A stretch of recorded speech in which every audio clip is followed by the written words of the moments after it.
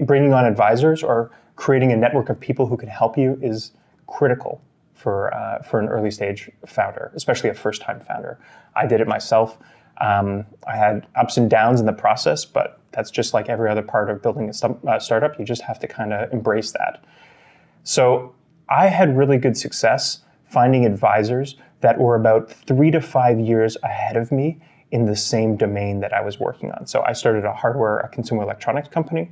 What I did was I reached out to several other CEOs that had created moderately to successful consumer electronics companies, but were about 3 years ahead of me in the kind of life cycle of doing this startup. The advisors that I started working with were amazing because the experiences that they had were still really fresh.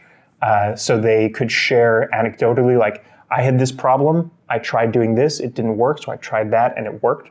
And the experiences that they had were still relevant because the time frame was relatively close. They could actually remember and look back at emails and things to see what they actually did. I had other advisors and mentors who were kind of later in the stage. They were better for strategic thinking. So these were people that I would go to say like, hey, could I just like sit down and throw some ideas around and get your feedback on these things? They were less useful for like, I need to hire someone in this domain. Like, could you recommend 4 people that I could talk to?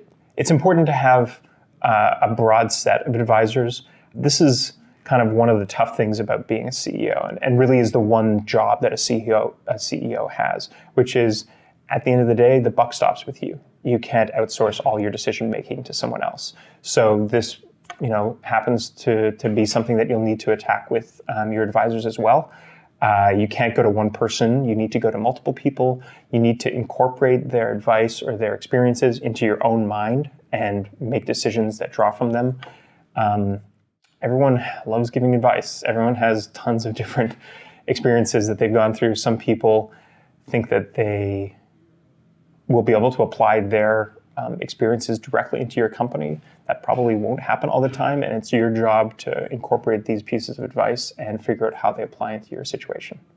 It's pretty common to offer advisors, especially ones that are going to be helping you over a longer period of time, some sort of compensation. A pretty common setup is to do a startup advisor option grant of around 0.25% to maybe 0.75%, vesting monthly over 2 years.